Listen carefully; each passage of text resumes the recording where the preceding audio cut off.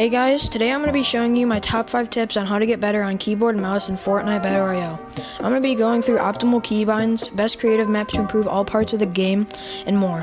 Please don't forget to smash that like button and subscribe. And when I say smash that like button, I mean go to your garage, get a hammer, and beat it. All jokes aside, let's hop straight into it. My first tip for you guys is finding the right sensitivity in keybinds. This is so important because having a natural feel for your settings and not having to think to react in this game is very important. First off, most pros use 800 DPI, so start by trying that. This is the DPI I use and it is well balanced. Try 11.5 in-game sense to start and then adjust. I didn't say 11.5 because it's mine, but because it's quite well balanced. I'll have some creative map codes in the description that are specifically designed to help you find your sensitivity. Do not use side mouse buttons for guns. The movement you have to make and the slight adjustment can throw off your game. For weapon slots, I highly suggest using the number keys, having 1 as your pickaxe, 2 as the first slot, and so on. But if you have any good keys left over, and by good I mean close to WASD, definitely use those after you've finished assigning everything else. For building, I suggest using keys that are right around WASD because they're very easy to access. Don't use shift as edit, this is because your pinky finger is the weakest and that makes it much harder to spam, so try using your index finger, ring finger, or thumb to edit. Back to building binds though, I also would suggest mouse buttons as your wall and ramp. It feels awkward at first, but it's quite beneficial once you get used to it. To find optimal building binds, rank what builds you think you use the most. Once you do this, rank what keys are most comfortable and accessible to you, and then obviously put your most important build on the best keybind and so on. The second tip on the list is grinding and creative. Okay, so you got your bind and sensitivity, now you gotta grind your skills to improve your overall game. Where to start? Simply hop into a private creative and you're ready to go.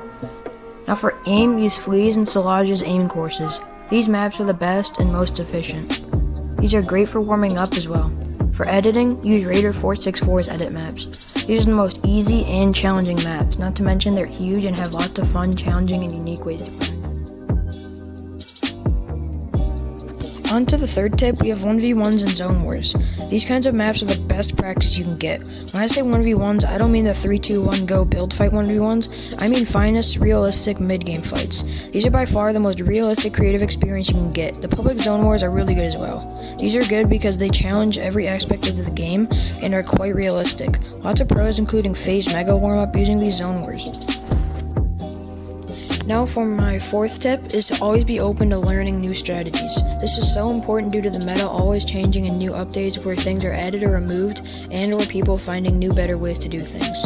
So the best way to find these new strategies are educational Fortnite content from creators like Cypher PK, It's Jarian, and Pro Guides Fortnite. This is the easiest and most efficient way to learn new strategies.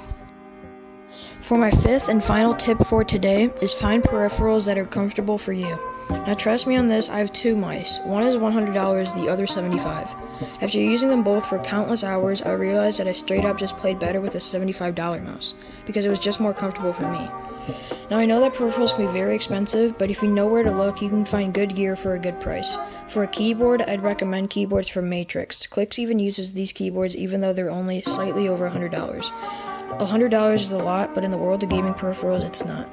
These keyboards come with Gateron mechanical switches, bright RGB, and high-quality keycaps, making it really good value. Another pro is that they are 60% keyboards, which give you more mouse room for people that play on a low sensitivity. For a good mouse, I would suggest the Model O or Model O- from the Glorious PC Gaming Race. These mice range from $50 to $60 depending on what finish you get, either matte or glossy. Hope this helped your guys' game, and have a good one. See you guys on the next one.